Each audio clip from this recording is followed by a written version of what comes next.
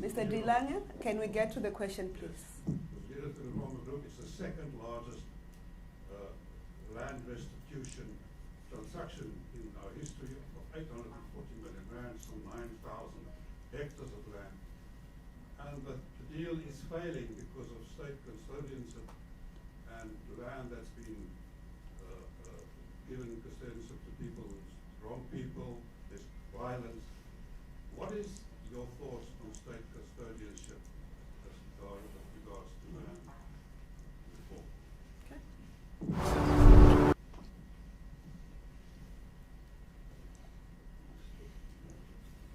Thanks, Mr. President. Just to follow on Mike Cohen from Bloomberg News, just to follow on from what my colleague asked. Can we have the mic, because we can't hear him? Mr. President, Mike Cohen from Bloomberg News. Do you think it remains necessary Mike Cohen from Bloomberg News. Do you think it remains necessary to change the Constitution? Does the provisions as it stands not offer you the tools you need to carry out the extent of land reform that you've done? Thanks. Thank you very much, Minister. Anita Handel from News 24. Mr. President, you said yesterday that you have been engaging with the Health Minister. Did you ask him about the 7,000 rand renovations to his house, the personal benefit in the form of what we've seen in media reports around benefit to his son from that contract, that his, proceeds from that contract that his department had entered into with a private company? And if so, what has the minister said to you? Second question, Mr. President, is there is a sense that that your administration prefers political morality to law enforcement agencies. In this case, is it not a separate law enforcement and ethical leadership, two separate issues in this regard? If you could just weigh in on that. And then the third question for me is, are you concerned about the state of instability in the security and criminal justice system? If so, what are you doing about it? I talk about the police, the NPA, the state security agency, defense. Thank you. Jan Gardner, News 24. Mr. President, today and yesterday you spoke about your administration's fight against corruption. Who is he? Jan from News 24. Jan Gardner, News 24.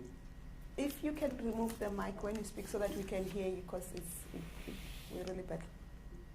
Sorry.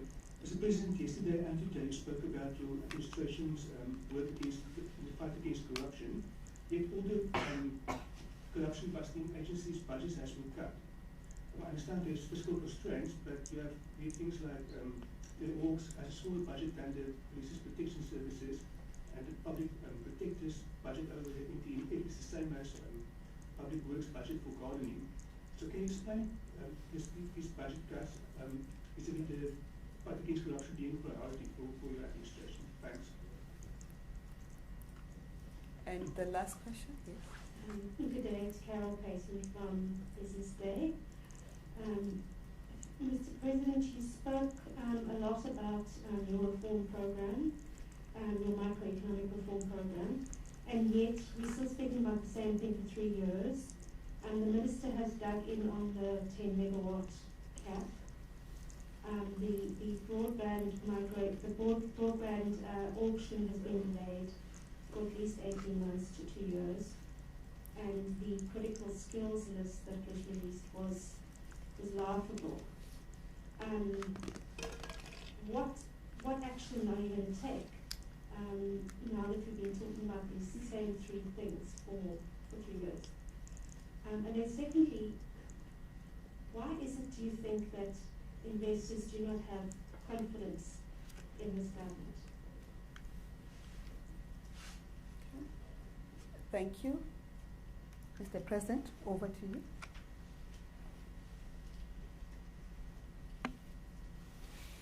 Okay. Well, thank you very much, Minister Chaveni, for steering this ship.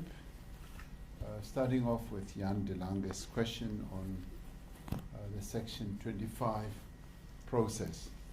Now, discussions are ongoing, not only between the ANC and the EFF. The ANC has decided that it will engage a number of parties So they're involved in broad consultation, following the various forms and levels of consultation that have ensued before this moment. And as the discussions go on, I mean, they are looking obviously at a number of proposals, and one of those is the issue that the EFF has put on the table. According to them, it's state custodianship of land, which in some ways could even be seen as the nationalization of all land into state hands. Now, the ANC's approach has always been you need to give tenure to South Africans.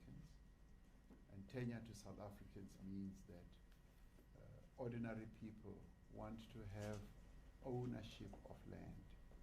And the resolution that we took was about ownership of land. People who used to own land were dispossessed of their land. Even under historic times, under communal ownership, it was communal ownership granted, but in the end, either the chief would be able to allocate land to a household, to an individual, and quite often they held that land in perpetuity, and it would be handed down from generation to generation, much as it was communal land. So the hunger for land has always been for people to have tenure. Now, I had the opportunity with Minister Nchabeni and Delil and Didiza to go to Tafelkop in the Limpopo province in Hasikuku. Now, when we got there, these 30 farmers had been wanting to get ownership of land for more than 10 years.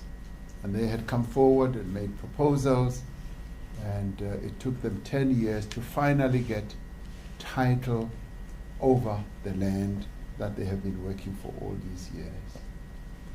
And they said this notion that the state owned the land and then passed it out to them as leases didn't work for them, because they are professional farmers. They want to be able to go, one, and get loans. They want to be able to get water licenses. And when they go, they are always asked, where is your title over the land? We want a water license. We want to see a piece of paper that talks about this land being titled to you. And that informed me that the notion that we've had, which we will need to look at, that we just use a blanket type of approach, that we will own all the land and we will lease the land and rent it to you, maybe impeding the entrepreneurial aspirations of our people. Our people want to own the land and have it entitled to them. Once they have that, they are then able to go and get loans and do all manner of things. Now, this is what the farmers in Tafelkop told me. And I thought about it quite a bit and felt that in the end, people are driven by a whole set of aspirations and hopes and all that. And what you want to do as a government is to unlock all that and enable people to play out their aspirations and to be able to be fully entrepreneurial and not be held back. The farmers in Tafelkop, who've been farming the land for 10 years, felt that they were being held back. Soon after we handed the title deeds to them, they said, the first stop we're going to make is to go to the bank to loan money because we want to expand. We're going to go to the water authority to get water licenses so that we can irrigate our land. So that to me is experience gathered on the ground.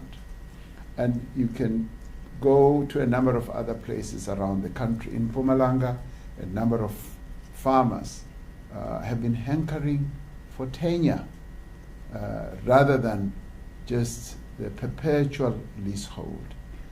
And we would gain a lot more if we were able to give people title. Now, currently, we may say we have a number of systems underway of land ownership or land tenure.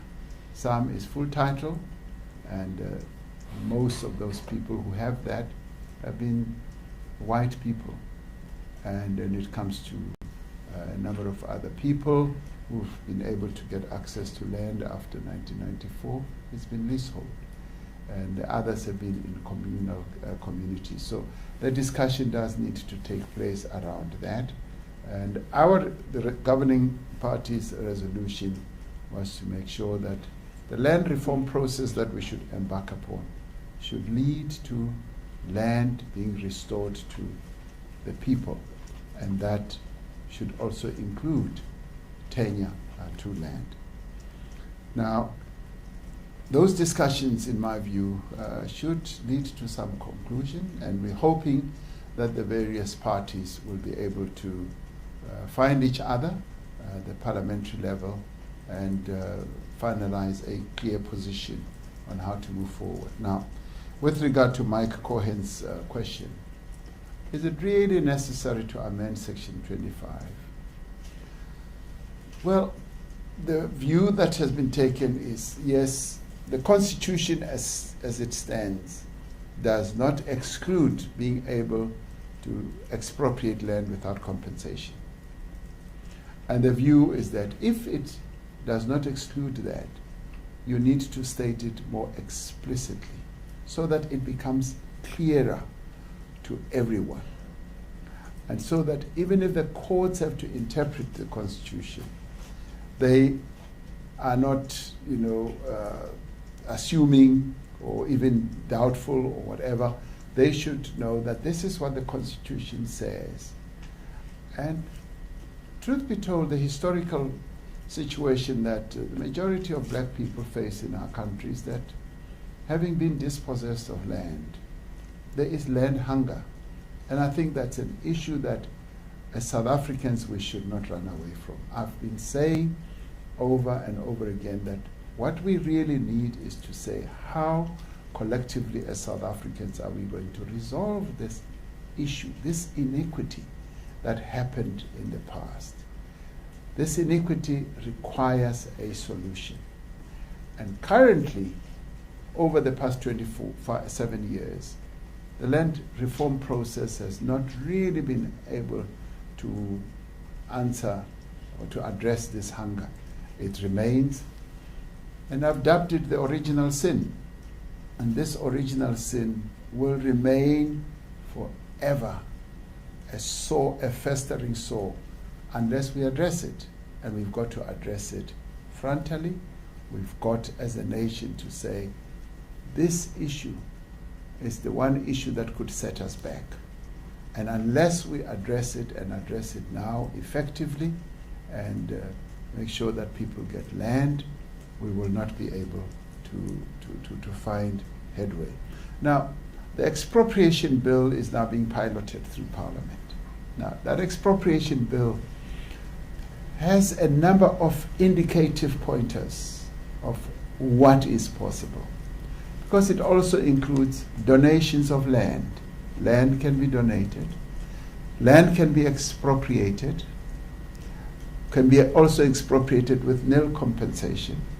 The Constitution also, as it stands now, says if you are to expropriate land, you need to take into account the history of that land. Whatever amounts of money were put in, either as assistance or subsidizing monies, need to be taken into account. How was it acquired? Was it acquired through total removal of people in the most unjust manner. And when you have looked at all that, then you arrive at possibly a conclusion that could lead us somewhere. I am confident that if we address this issue of land collectively, as South Africans seeking a common future, we will be able to find answers. When I met the Minister of Health, we had a discussion, and when we met, we discussed the report that they had put together, that had been put together through the investigation department, and I said that this matter needs to be taken forward by the SIU. Did we discuss the 7,000 rand? No, that never surfaced. That had not come to my knowledge, so we did not discuss the 7,000 rand. Are we deferring our morality to state agencies? No, we are not. State agencies have to do their work. And it often happens when things like these happen that you actually want to go to the truth, to the heart of the matter. And as I said yesterday in Parliament, this matter is on my desk. This matter is not going to be swept under the carpet. This matter is going to be dealt with. And as it is now, I am dealing with the matter. And what is good, as I said yesterday, is that the Minister is cooperating. He's cooperating fully, and a number of things keep surfacing. They're surfacing about his son and monies that have been paid, and I'd like to enable the investigation to proceed. Now, the SIU has already proven to all of us that they're able to do their job. They're on top of their game, and they should be able to go to the bottom of this. And I know people want this to be done yesterday. I know there is that impatience, and they would like me to be decisive, to take action yesterday. And I've tended to be careful in doing these things, and I will want to wait for the full process. And I've not outsourced morality to law enforcement agencies. They do their work. They execute the work that needs to be done. Instability in law enforcement agencies. There are issues, yes, in the SAPS. There are issues in the SSA. I'm aware of those issues, and I'm dealing with them as well. And we're going to make sure that we stabilize those agencies as well. Those issues are top of mind to me, and are going to be addressed and resolved, because these are agencies that need to be providing service to our people, making sure that we address the issue of corruption, of criminality, and of security for the country in this sense of the SSA. So all these matters are also being addressed. To Jan Gerber, with regard to the cutting of budgets. Now, we're going through a fairly trying and testing time from a fiscal point of view. Our economy has taken a battering, and our expenses on our expenditure rather on a number of fronts have gone up. COVID-19 has not come cheap for us. The various measures that we took to secure the livelihoods of our people, and the measures that we are now taking to secure the lives of South Africans cost money. And from a fiscal point of view, and the debt burden that the country has that required that we reprioritize our budgets. And unfortunately, some cuts have had to be made in a number of places. And there is not a single line of expenditure that is not important to the life of South Africans and to the life of our country. Everyone, each one is important, be it students, be it old age pensions, be it the budget for the defense, to make sure that our defense is well prepared to defend the country, be it the budget for the police, health, early childhood development, you name it. All of them are equally important. And you can never say that it's better to cut here, to cut here. And of course, in order to conserve the resources of our country, we've got to reduce corruption, we've got to reduce unnecessary and wasteful expenditure. All that should lead to more resources being available. But as it has turned out, we've had to cut a number of areas, in a number of areas. And of course, we do not want ever to be in a position where we cut to a point where we're not able to fight corruption. Because fighting corruption is a priority. I've identified it as a key priority amongst the priorities that this administration has highlighted. So as we move forward, as we move into, for instance, the MTPPS in October, we will be looking precisely at our budgetary architecture, and also as we move forward to the next year as well. We are living through a very, very difficult period from a fiscal point of view. With regard to Carol Payton, on the issue of the limitation to the 10 megawatts. As you know, there's been a process of consultation. I think it's coming to an end soon, or just came to an end. There's going to be consideration of the positioning that we should take. Yes, it's been limited to the 10 megawatt, and there is a clear demand and clear indication that those who would like it to go beyond, and there will be great takers for beyond. And in terms of doing so, we've got to look at the various proposals that are on the table, and I'm also actively involved in how we can best position the issue of the limitation of megawatts.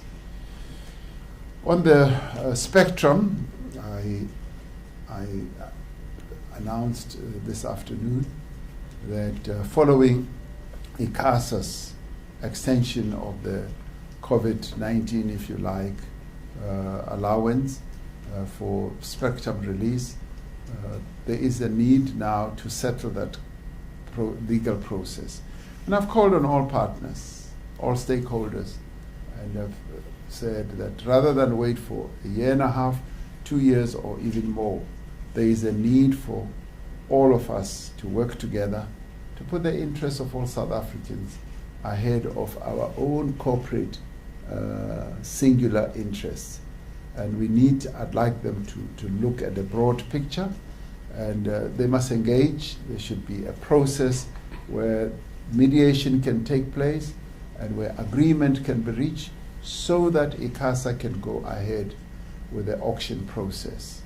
And I'm told that ICASA would be ready to roll it out, to go ahead with the auction process quickly, so that the licensing can be put in place.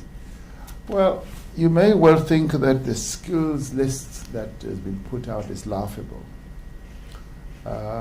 As I said in my input, the initial part of the skills has been put out, and of course it would be interesting to hear what the further proposals are with regard to the skills, and I think the skills issue to me is a matter that is easily resolvable. It's not the most difficult of matters. All we need to do, and correctly so, as a number of MPs said, we need to move quicker with our interventions, because it is only when we speed up with our interventions that we're able to do the reforms effectively. Why are investors not interested? I'm not so sure that is entirely accurate, because on the FDI side, just on foreign direct investment, South Africa remains an attractive destination for investors. And as I was saying this afternoon, there are quite a number of sectors where we are seen to be leading and most attractive. Business processing, which not many countries are excelling in, we are excelling, and we've become a very solid, attractive destination. For companies, global companies like your Amazon, still showing interest in us. Your automakers, still showing good appetite. I mean, I know some of them, in their investment considerations, they considered whether they should go to certain countries, Thailand or the Americas and all that. They finally said, we settle for South Africa, because in South Africa we get most of what we want. We get a very skilled labor force, the infrastructure is good, and the government has been able to demonstrate that it is supportive to our investment initiatives. The investment conferences that we have held, bar the one that we held under COVID, demonstrated that there is still a lot of interest in South Africa. We still able. On the infrastructure side, Dr. Cyril Ramaphosa has been able to hold symposiums with development agencies, funding agencies around the world, from the US, Holland, and Germany, and Britain, and they are all showing great interest in investing here. So I don't have a sense that investors, are shunning us. Even during COVID, I've been able to have investment interfaces online with investors in the US, and they're hungry. They say, when are you coming? Come to the US so that you can interact with investors who are interested in your country. On the African continent, we are the biggest FDI attractor as South Africa. No country is attracting more foreign direct investment than us. So, granted, because of the slowness of the reforms, there are those who say we would like to see more speed in moving ahead with the reforms, and that's precisely what we are doing. This administration is about reforming things that went wrong in the past and putting them right and moving forward. And I think on that we can't be faulted. We can only possibly be faulted on the speed, that you're not moving as quickly as possible. On policy positions, we are very clear that we've got to reposition this country and put it on a much firmer footing, from dealing with corruption right through to attracting investment and taking the right policy moves that keep on changing for the better on an ongoing basis. So I think we should all be gung-ho about where we're going and continue talking the language that will make sure that investors do come and invest in our country. Thank you, Minister. Thank you, Mr. President. Let me come this side, I'll come into the middle. I'll start here. Thank you. 2, 3, 4, and then 5. So it's going like this. Yeah. Thank you, Mr. President, and thank you, Minister. Mr. President, you spent, it's Spoongala from News from Africa. Mr. President, you spent some time yesterday speaking of an ethical, and a capable developmental state. And I'm sure, Mr. President, you will agree that the digital vibes scandal does taint not just your administration, but also the vaccine rollout program. And I know you say that you're waiting for the SIU, but I'm sure you also do appreciate that perceptions matter. The question, Mr. President, is that a risk you're willing to take, to have the entire program tainted by this particular scandal? And also knowing that ministers serve at your pleasure, and at the State Capture Commission, the Deputy Chief Justice asked you this question around suspension of people and allowing for processes to take their course, in that you do not have to wait for those processes. So are you willing to have the entire vaccination program, or rather, would you rather put these other considerations ahead of your government's integrity and also that of the vaccine rollout program? Secondly, Mr. President, it's been 2 years since you appointed your cabinet, and there have been some vacancies in cabinet. And you did, again yesterday, speak about the performance agreements that you've signed with ministers. Should we read that you are satisfied with the performance of everyone in your cabinet, including the deputies?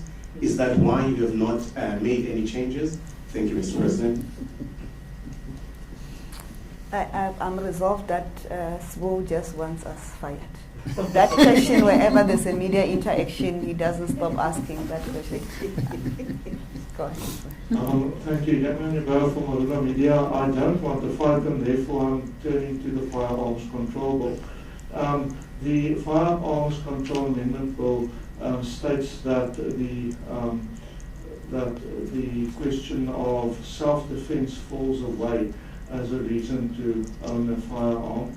Are you in favor of this amendment bill, and why do you think that's a good idea? And then just secondly, on section 25, maybe to make it very clear, given the mandate of the ad hoc committee, do you think it is implicit in section 25 as it stands that there should be state custodianship of land? Before we proceed, the question on the section 25 of the Constitution have been thoroughly asked, so we need to move on from there. The President has responded adequately on that. Can we have your questions? Sorry, Wendell from Reuters. While you were speaking, Mr. President, you did allude to the section 25, the notion of courts. Are you aware that the notion of courts, the role of the court and its purview as the last final arbiter for compensation, stuff like that, has been removed from the ad hoc report currently, before the ad hoc committee, from the ANC? That is the ANC proposal. The second question is, could you indicate to us when you expect troops on the ground in Mozambique? And this is I'm aware it's a regional issue, but with the ATOM as the incoming chair of the political and defense organ in August, can we expect troops on the ground in Mozambique before December, before the end of the year? Or what are the major sort of hindrances for that? Is it the question of sovereignty on the side of Mozambique? Is it the question of funding? Who's going to fund it? Or is it the question of who's going to contribute what from the members in the region? And the third question, please, if you don't mind, Mr. President, relates to under your stewardship, and your reformist agenda, you've taken a very strong line on anti-corruption. To what extent are you looking at the elections as a sort of a yardstick, as it were, of whether or not the message that you are trying to inculcate both within the state and within the party is actually finding resonance, as it were, amongst the electorate? Is the October elections a fair measurement of whether or not, if, for example, the ANC does poorly, it is a reflection on your leadership, or what does it entail from a political perspective and your agenda? Thanks. There was a hand. Thank you, Minister Joseph Lucia from SABC Radio. Mr. President, my question to you would be with regard to, you sounded very optimistic about the prospects, economic prospects of the country going forward and the interest from abroad in terms of investments. But one of the biggest problems that the country has faced over the past few years has been with state-owned enterprises. What is his name? Joseph Lucia from SABC. Are you concerned about the continuing decline in the performance of state-owned enterprises? Denel can't pay its workers.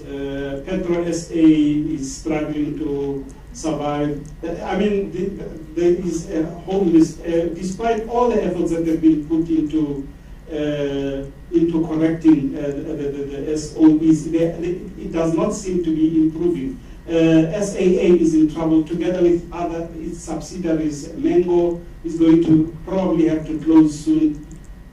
Are you concerned about this? Because the state has been pouring a lot of money into it. How is it helping in terms of other priorities that government has? And number 5. Thank you, Minister. Mr. President, my name is Trabo Mukoni. I work for the Sunday Times. What is the President's view on the office benefits of current members of Parliament and members of the executive? Also including the post-retirement benefits that they currently enjoy, such as medical aid, free flights, and so on. In view of the current, state of the public purse, in an environment where public servants are being told to accept no salary increases, yet ministers, MPs are enjoying very generous benefits from the taxpayer. The list is endless on this. I can go on. Free houses, cars, free flights, and so on. Can the country still afford this?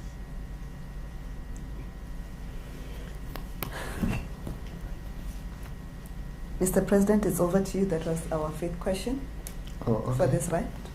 All right. No. Well, we're taking a set of 5 questions. This is the second round of the 5. We're going to take another round of 5. So we had 5 questions now. 5 people asking the questions. All right. This firearms issue, that the requirement for self-defense is now done away with. I've always had the notion that if you have a firearm and you have to use it, from a legal point of view, if you're under threat, you would be defending yourself.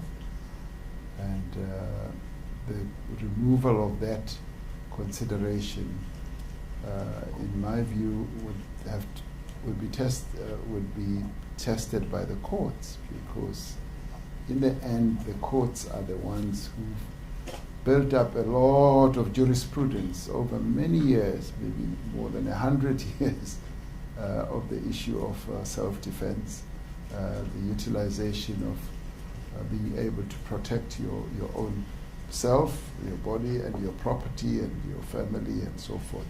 So I think in the end, it is the courts that would have to rule on that. And I guess the courts will second guess what the legislatures want to see achieved on that score. I thought I did address the issue of Section 25 about state custodianship. And I must say it again, much as the Minister has said, it's been addressed. The notion of state custodianship, to me, is like you nationalize everything. Everything is nationalized, every piece of land. And that, for starters, would would temper with the notion of tenure for individuals, on whatever entity, and you then hold the land at the behest of the state. And the concern I have with that is that it blunts your entrepreneurial initiatives. It blunts it, and in some cases could even kill it. And I say so advisedly from hearing from, if you like, rural people in Tafelkop, in Sikuku, who've said, we've had these pieces of land, 189 hectares they had, and they've been in a way under state custodianship, and we have not made headway, and we would like to make headway. We would like to own these pieces of hectares so that we can do business on them, we can trade, and we've proven to be good farmers. And one of the farmers, a woman farmer, was the Farmer of the Year, won an award, went to the United States, and some of them went to countries like Israel to see how the kibbutz system works. There's another system other than kibbutz, which they gave a name, and they said that system, the kibbutz one is the communal, the other one allows each individual to have their own piece of land and have a title. And that is what we want here as well. That will enable us to be able to be real entrepreneurs. If I want to farm pumpkins, I shoot carrots, cabbage on my piece of land. So I say that, born out of the experience of real down-to-earth farmers, they say, we want title. Communal custodianship doesn't work for us. And I can't but be well informed by those ordinary farmers that I met there, because it is inherent in people to want to do their own thing out of their own pieces of land.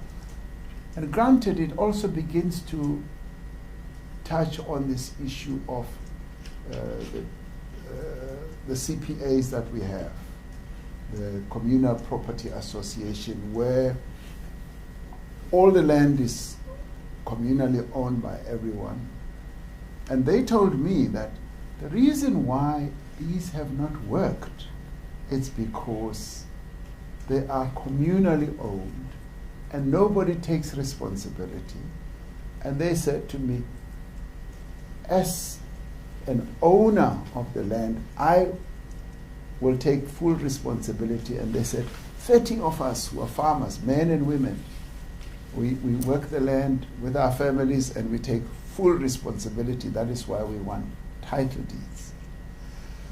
So to me, that just sends a clear message, even to us as policymakers, that we should not be making policies over the heads of ordinary people. We should listen to the lived experiences of people on the ground, rather than listen to our own slogans, listen to our own political speak. It is ordinary people who work through the land that we should listen to. Yes, there's a proposal on removing the role of the courts. But you can never really remove the role of the courts, because the Constitution in the end is interpreted by the courts. So whether we like it or not, it may sound good that we do, but in the end it is the Constitution. They are the courts. Their courts are there for that. They are going to interpret the Constitution. They are going to tell us whether this clause is legally valid clause or not. So the constitution, any law in our land is interpreted by the court. So we are a constitutional country, state. So it is the courts who will determine that. Now you also asked a question about Mozambique. And your question is, can we expect troops on the ground in Mozambique? Now, Before December. Before December. You even put a time frame to it. We are dealing with the issue of Mozambique. We held a double troika recently, as you all know, and we had sent a technical team to do the assessment of the theater where all these insurgents are killing people. And we've also had to look at the needs of Mozambique in this regard. What do they need? They need assistance on humanitarian grounds. Yes, they need assistance to be able to ward off the insurgents from a military point of view, from a hardware point of view. They need also financial assistance, and they also need political assistance. So all those matters are matters that are being looked at to see the extent to which we can pledge assistance to them. And as SADC, we've agreed that yes, we are going to assist Mozambique, because what is unfolding there could quite easily spill over to any of our countries. So we are highly aware and sensitive to that fact. As regards issues like deployment of troops, these are matters that are of a security nature, and I guess once they happen, we will all get to know about it. You don't want to be involved in a war situation and tell your adversary that we're coming now, we're coming, get ready for us. You don't want to do that. So you want, and I know that the media is interested, when are you sending boots on the ground, when are you flying over? I'm afraid you just have to bear with us that that's the type of sensitive information that we will have to keep quiet about, and it gets to be known as the whole thing happens. Now there was a question on corruption. I was trying to listen. It was a question that says you have been very strong on the anti-corruption message, and are you getting it embedded in terms of the electorate? Is that message going through? And related to that is that the local government elections, will they be, the outcomes thereof, will they be a reflection of the strength of your leadership of the country? Of course. Yes, the message is getting through on corruption. It's getting through both in government as well as, if you like, in the governing party. It is getting through. The period that we've been through prior to now has been a testing period, a very testing period, and you can see the contestation, but also the resistance, because those who have benefited from corruption were bound, almost duty-bound, to resist and to refuse to give up those perches that they were positioned on. But the message is getting through. And it's getting through in the governing party. It got through, yes, over the years, but more prominently, if I can use that term, in December of 2017, when the party felt that it needed to draw the line in the sand and deal with corruption. And that process is now underway in the party, but we hear more to talk about what we're doing in government. And in government, I think all those who have eyes will testify to the fact that there's a process that is underway. We're repositioning a number of institutions that have been weakened that had been captured. We're repositioning them, and many of them are beginning to function a lot better. When the PPE scandal broke,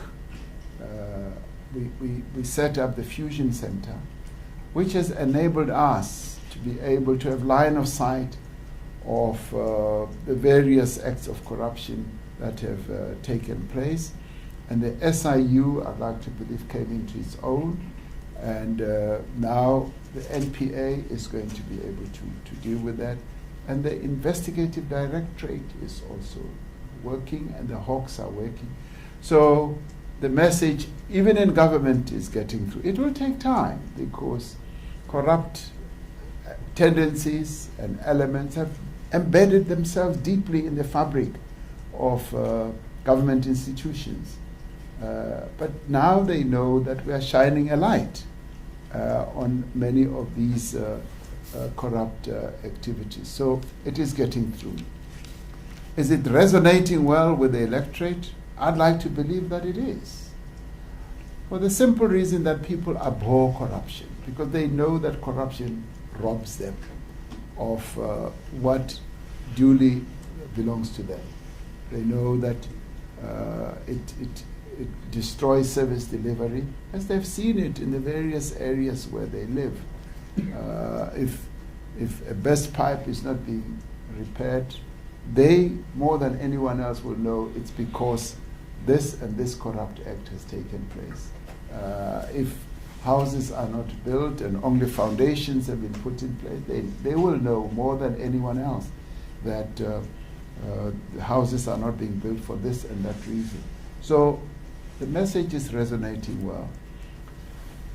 And as regards the returns of the elections, and of course that is the final arbiter, really. The people are the final arbiter, and if the message resonates with them and they can see, and we've often said in the governing party, when they see that we're serious about corruption, we're fighting corruption, the people will, gravitate towards the ANC. And we did say, as we went to the 2019 elections, that people were feeling disenchanted with the ANC because of corruption. Corruption was one of the key challenges that people were facing, even in our own surveys and our dipstick sort of surveys. We saw that. So once we deal with corruption effectively, they will become much more attracted to the ANC. As regards the returns, I mean, every politician really is put on test. Every leader is put on test when election time comes. And if you have not performed well, it's up to the party to say, you have not led us well, and so we are going to take ABC action against you. We need a new leader or whatever. So that can happen, and we've seen it happening in parties. It also happens in the animal kingdom. If you watch animal movies, you'll find that if a particular animal is the leader of the pack and does not lead them well, they turn against that leader. So Joseph asks the issue of SOEs. We have repeatedly said that our SOEs are a huge challenge, and that is why we've highlighted bringing our SOEs back to a healthy state is one of our key priorities. Some are still in serious trouble. Denel is one of those. Petro SA is also one of those. But believe you me, work is underway to resolve all those troubled SOEs. I'm determined that we should do a lot to repair them and to put them in a much more healthy situation. Now, the establishment of our SOE Council is going to stand us in good stead, because that council is going to be able, and it's got really outstanding people. They're going to be able to come up with a lot, as they are now, of solutions of how we can reposition our SOEs. I forgot the gentleman from Sunday Times who asked about benefits. Thabo Mngoni. Thabo Mngoni. The benefits that members of parliament have. And I guess in the end you were saying, should those not be done away with? Should they not be cut? These free flights and all that, particularly as we are going through difficult times. You will know, of course, that members of parliament have not had an increase this year and last year. I've, with a very heavy heart, once the commission has made a recommendation, I, as president, have had to say no to increases that may well have been proposed. And this year, the commission said no increase. In previous years, they had said put increases slightly higher, and I kept cutting back because I felt that as public representatives, we should not be enjoying the largesse in a way where we almost bring out the ire of our people. And I felt that we need to be constrained and have fewer benefits in terms of wage increases or salary increases.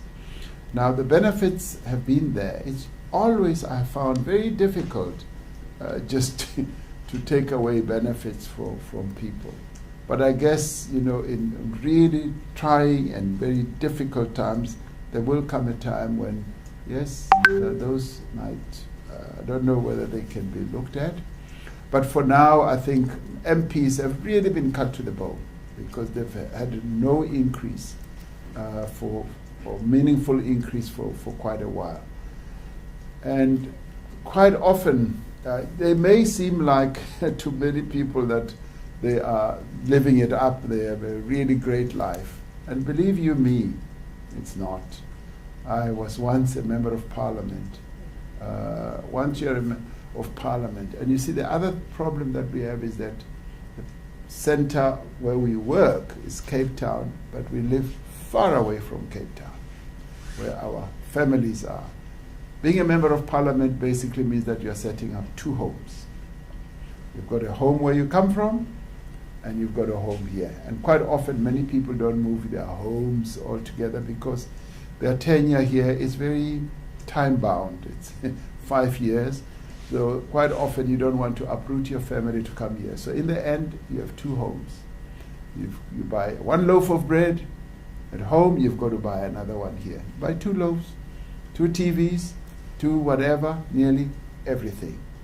And I have often seen members of parliament, which publicly may seem like they're living it up, but they're not, believe you me. The work we take on or we impose on them, on members of parliament, is quite costly. And many of them don't end up making ends meet.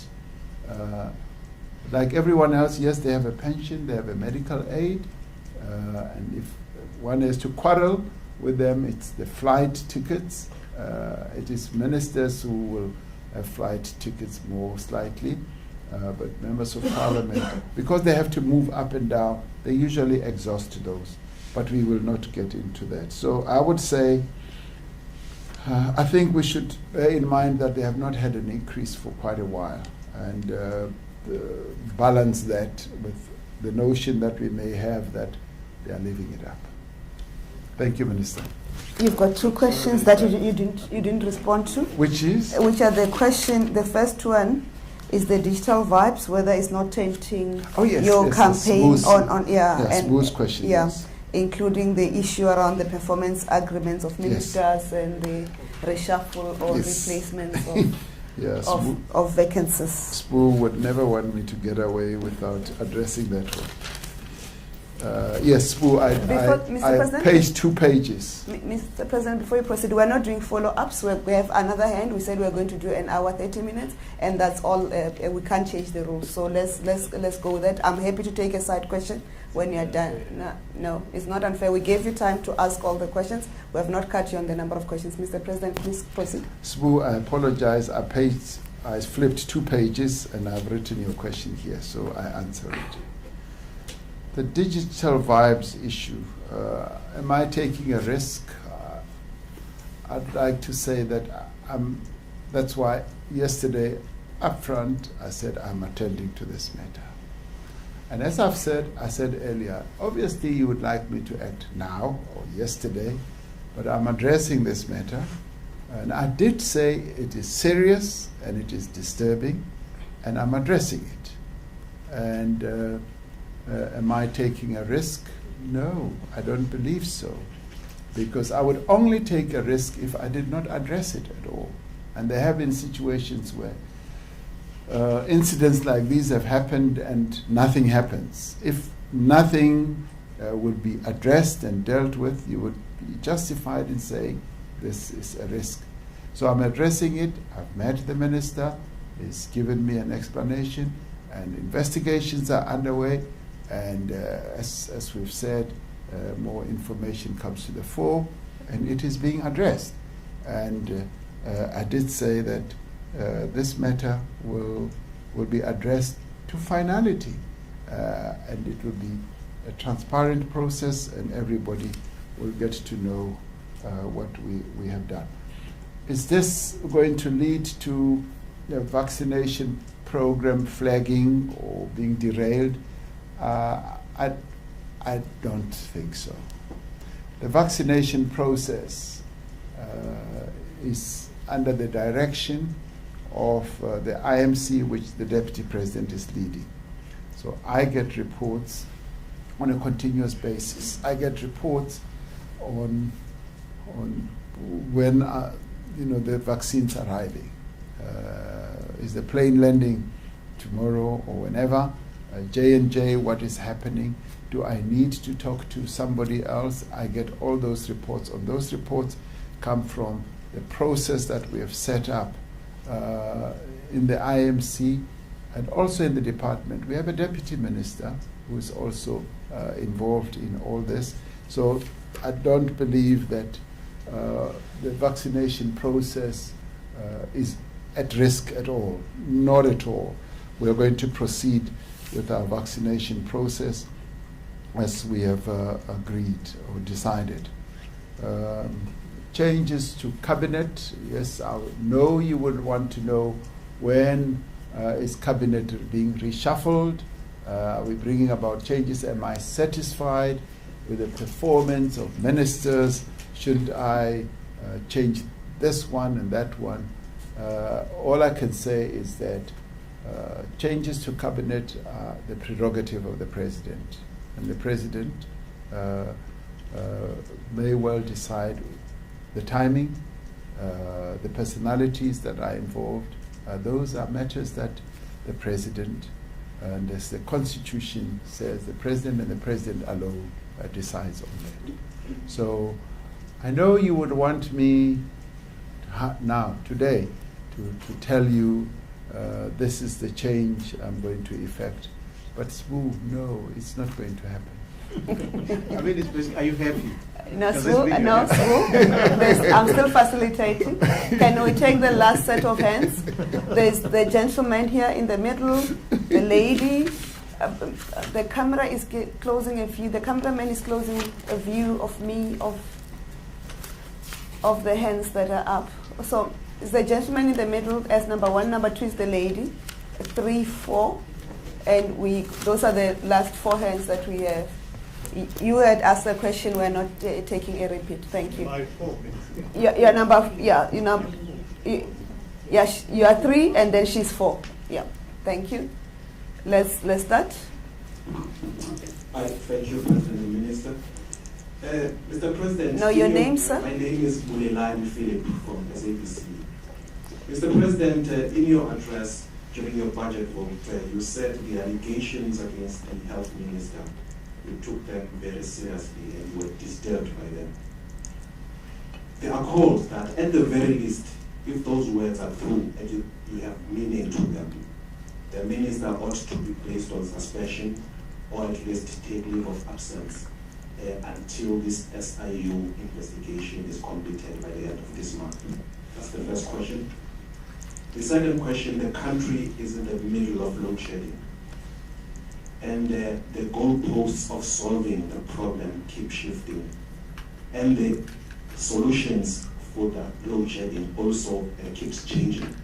In fact, even when you were the head of the role from ESCOM, you had undertaken that the challenges would be sorted out within 18 months.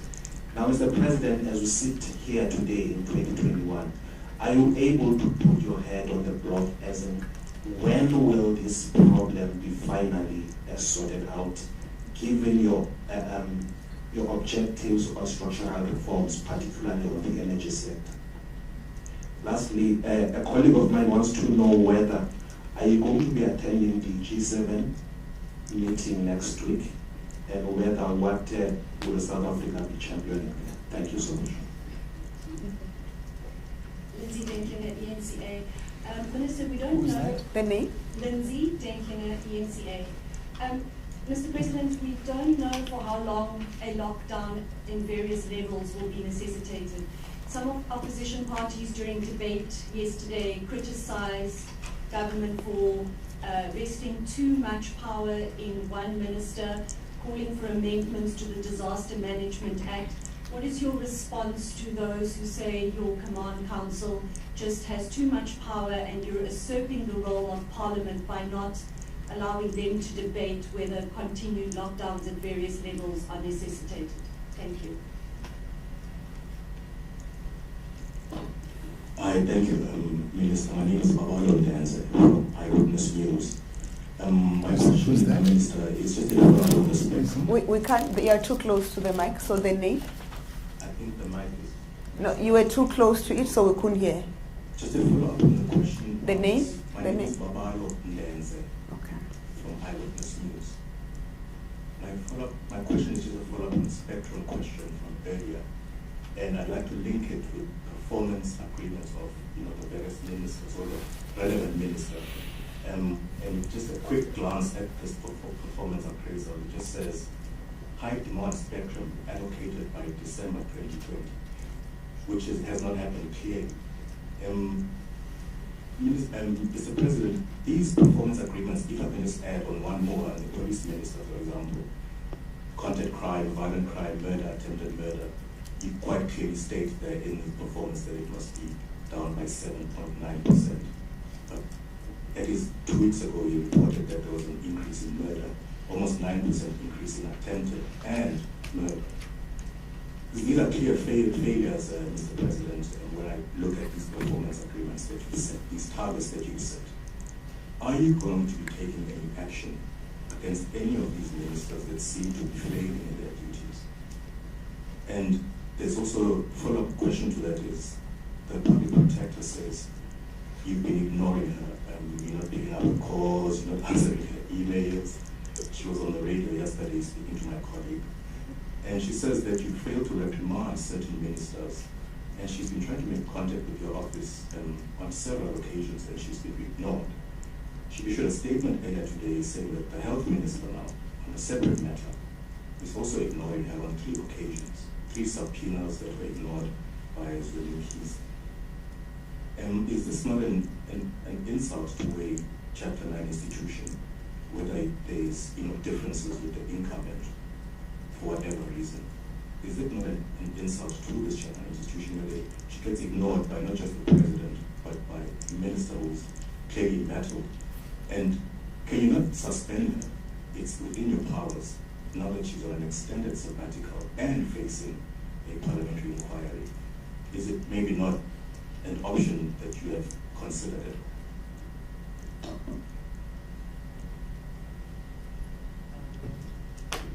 Good afternoon. Marianne Merton from the Daily Maverick. My question directly relates to your comments yesterday, where you said that you're making the presidency the heartbeat of government, pushing all government processes. And we've seen a number of concentration of powers within the presidency in the last couple of years. One of the outcomes of that is that we've had a number of ministers and their senior officials coming here to Parliament not answering questions from MPs. And the reason is that, oh no, the President chairs the SOE Council, oh, the President chairs the Infrastructure Coordinating Council, oh no, wait, the President is chairing the Employment Stimulus Program, so the President will make the announcement in due course at an appropriate time. Your comments on this, is there perhaps a message you may have for those ministers and their senior officials, including DGs, with regards to accountability to Parliament, which is also constitutionally mandated? Following on from that, I'm following on from my colleague Spoongawa, and I'm taking my chance. Given the concentration of power in the presidency and the changes that you are and have been implementing since February 2018, when can we expect an announcement on a smaller fit-for-purpose cabinet? If you don't want to give us names and numbers, maybe perhaps just a date. Thank you.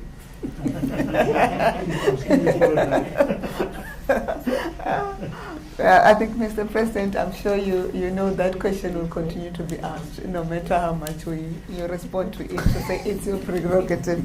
And by the way, Marion, the ministers are not happy with that question because we don't like to be reshuffled. So I have to speak on behalf of my colleagues. You want me to go? Please okay. go. Right. Those are the last questions, Mr. President. All right, to Bulelani. Oh yes, you say, given what has been reported, minister and all that, shouldn't he take a leave of absence?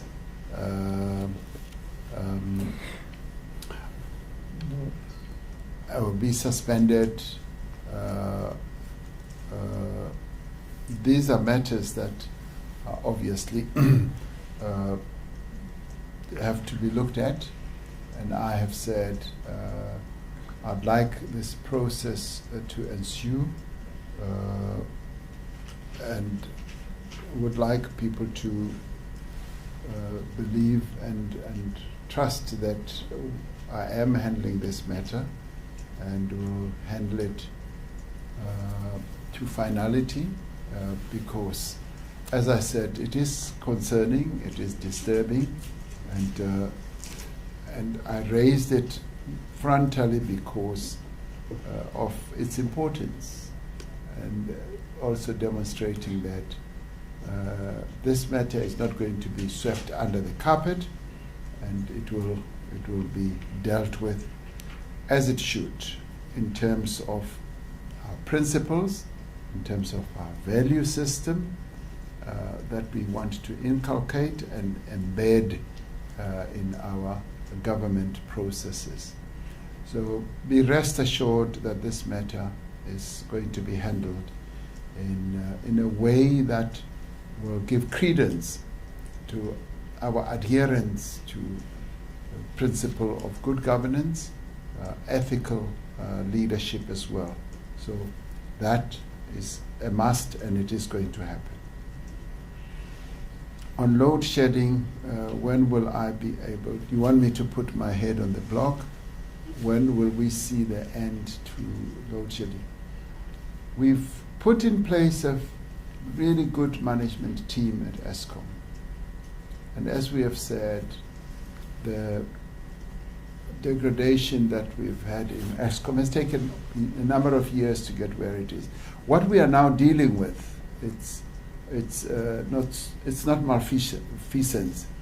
It is the breakage of machinery, where the power stations are operating and they break down, and that happens because over the years we have not focused on maintenance.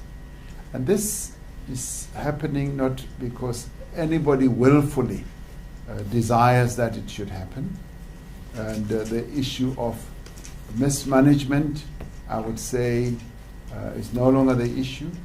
It is the issue of the machinery, the equipment that we've got in place. We've now got good management that is really, truly, and honestly working at repositioning Eskom.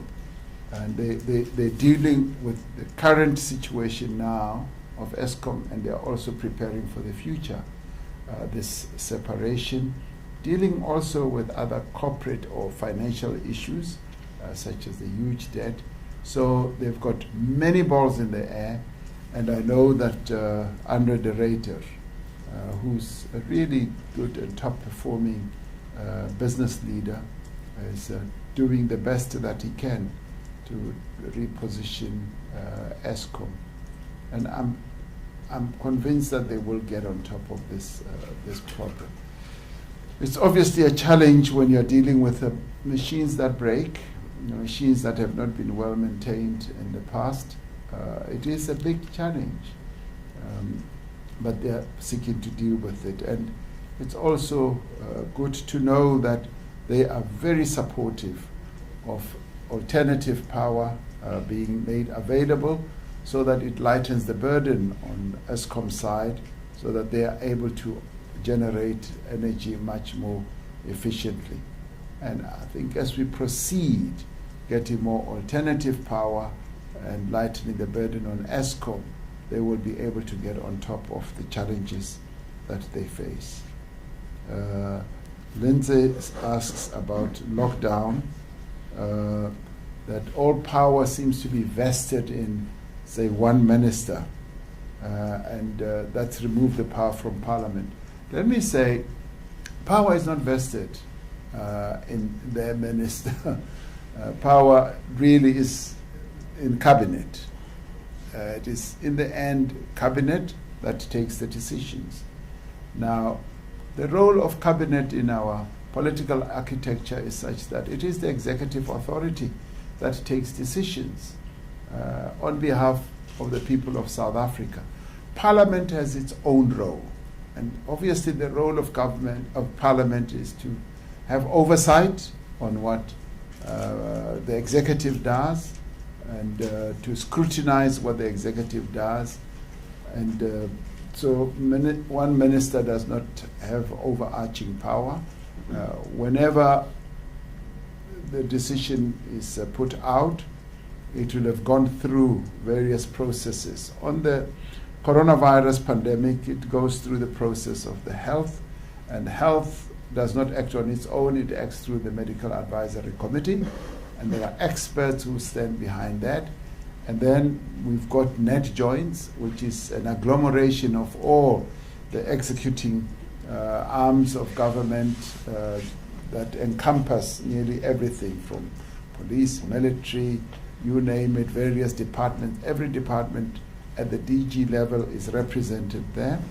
And thereafter it comes into the NCCC, and the National Coronavirus Command Council is a recommending structure. It synthesizes what has been put before it, and having done so, it then leaves the decision to Cabinet.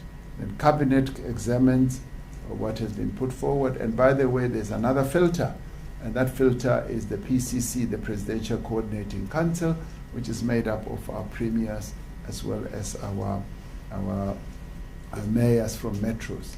So a combination of all that then finally leads to Cabinet taking a decision, which the Minister of Cooperative Governance, who is the executing authority in terms of the Disaster Management Act, then executes. The regulations are then drafted with the active participation of all the other ministries, and they then finalize the regulations. So it's not one ministry that takes all the decisions. It is a combination of all those entities acting together, and which are then communicated by and through the Ministry of Cooperative Governance. So when the Ministry of Cooperative Governance makes an announcement or whatever, never think that they sit back and they decided that this is what we want to do. Nor is it the president, when he does those announcements, who decided that today I'm going to impose a lockdown or I'm going to move the nation to level 2. No, it isn't. It is a very involved process, and we never miss any step in all that we do. We've been very careful from a scientific point of view, to a health management point of view, and to the actual disaster management itself. So the notion that one minister decides and rules the roosts is not correct. And Parliament has its own role. And Parliament is fully entitled to examine and scrutinize what we do as the executive, as Parliament must, because the separation of powers means that that's precisely how we should approach our governance process. Babalo from the Eyewitness News looks at the performance agreement and relates it to the spectrum. Yes, the spectrum, we wanted it to be concluded by December. But then what then intervened, and we did not foresee that the ICASA would be stopped in its tracks, because in the end it was ICASA. And all we ever did with ICASA was to egg them on, to encourage them to speed up the process.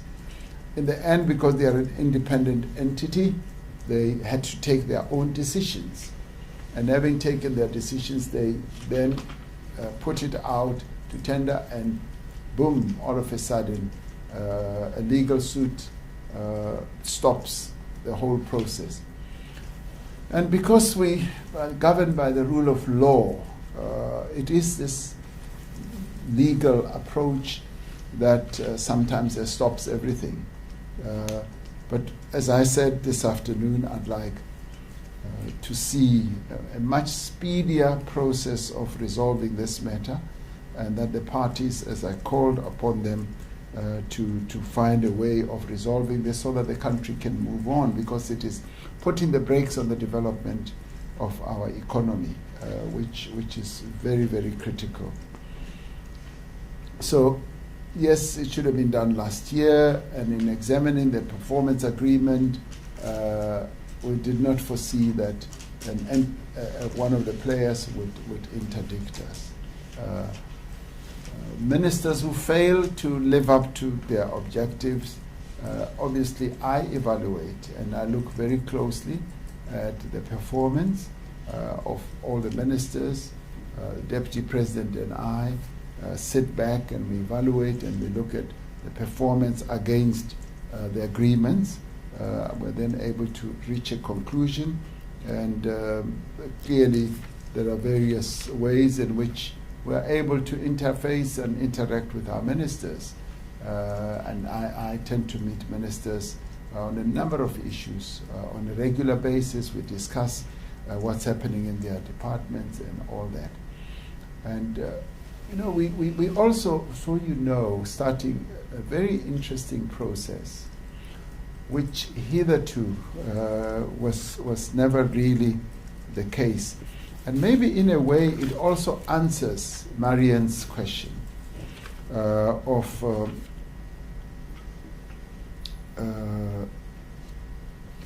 the centralization. Let me touch on that as I also give you an insight of what we're seeking to do. And then I'll come back to this question of the PP. Yes, of the PP. Now, what we're now moving into, and as not to make this presidency an overpowering and too centralized, is to enable, to ensure that every department, every ministry is able to give everyone on the cabinet line of sight of exactly what they are doing, how the work in each department is doing. And this attempt and effort of getting rid of the silo approach to governance. In the past, nearly everyone stuck to their lane. They did what they have determined they should do, yes, in terms of their plan. And at times when their planning sometimes does not go as well as it should, they stick to it and they solve their own problems. We are now doing governmental more cooperation, and to get various ministries to be able to share what they do with everyone else on a collegiate basis. This is giving more meaning and life to cooperative governance. Now, the presidency's role is to enhance coordination and cooperation in government. What may seem like the presidency is appropriating all power is actually enhancing cooperative and coordinated government. We want government to act as one, to be able to have line of sight of what we are all doing, so that we are able to share best practice. We are able to come up with ideas that may enlighten one or the other. And this I have found to be a better way of governance, rather than everyone just sticking to their lanes. Of course, from an accountability point of view, you've got to stick to your knitting so that you are able to report. Now, when it comes to what you've said about ministers not reporting and ducking and diving from questions, they should not be doing that. They can't hide behind the shield of the presidency.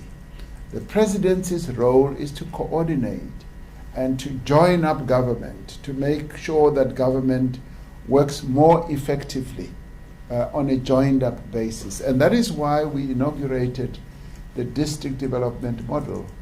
When I looked at how we're functioning as government, vis-a-vis the lower levels of government, at local government, provincial, I came to the conclusion that we are too disaggregated, we're too disjointed, and we need to join up government in a more structured way, so that we have one plan for one government from top to bottom, and each layer of government should be able to talk to the other, and we should approach things jointly. And the practical effect of that will enhance the work that we do as government, because no department will act in a solo manner and go and do its own things to the exclusion of others. For instance, if we are going to build a school, or a school is a good example, or human settlement facility, we should get all government departments working together, and would like that too to be discussed at cabinet level, that this ministry is now ready to unfold this big project, but then all others should join in. Police should be part of the mix. Health should be part of the mix. And everyone who leads a particular department should be involved, rather than to do it on a solo and a silo basis. So what does the presidency seek to do? The presidency sits at the apex of government, and it has line of sight of nearly everything that the various departments are doing, and all it does through its various entities. Some are the project management office, and some are the Vulindlela.